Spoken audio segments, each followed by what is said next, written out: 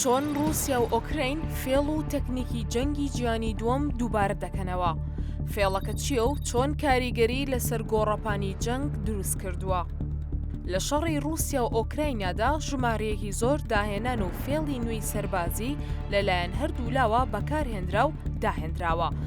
بەڵام ئەوەی هاوپەیمانەکان لە جەنگی جیهانی دووەم لە ساڵی 1939 بۆ 1945 کردیان، ئۆکراینی و رووسیەکان دووبارەی دەکەنەوە.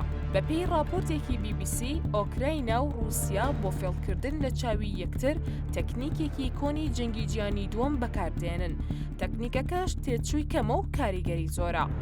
لە پێناو پاراستنی کەرەستە سەربازیەکانیان، سوپای ئۆکراینیا پەنای بۆ تەکنیکێکی کۆن بردووە، ئەویش بە دروستکردنی تۆپ هاوێش لە باڵۆن و تەختە. ئەویش لە پێناو پاراستنی تۆپ هاوێژ و تانکەکانیان لە ێرشی درۆنی و موشەکەی سوپای رووسیا. سوپای ئۆکراینە لە تەختە، تانک و تۆپ هاوێژ دروست دەکەن.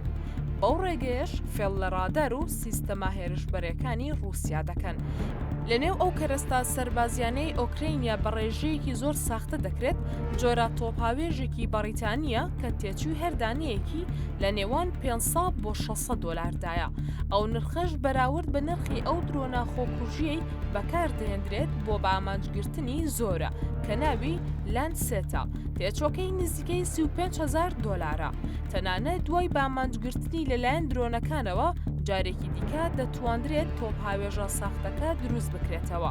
یەکێک لە تۆپ هاوێژە ساختەکان تا ئێستا 14 جار بە ئامانج گیراوە، واتە بووەتە هۆی تێکشکاندنی 14 درۆنی گرانبهای رووسیا.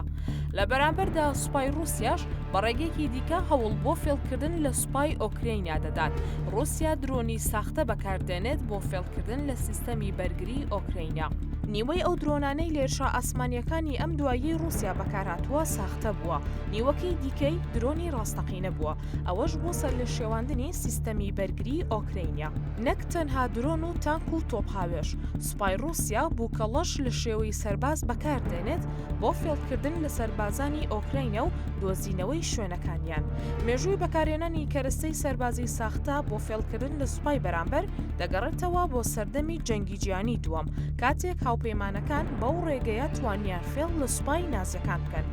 لە سەروبەندی قەڵاچۆڵکردنی سوپای نازیەکان، هاوپەیمانیەکان لە ڕێگەی فێڵکردن لە نازیەکانەوە توانیان بەسەریاندا سەر بکەون. فێڵەکە بەو جۆرە بوو.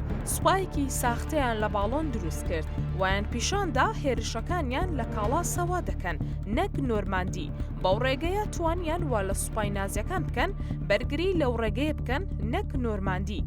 بەوەش هاوپەیمانەکان توانیان لەو شەڕەدا سوپای نازیەکان تێک بشکێنن.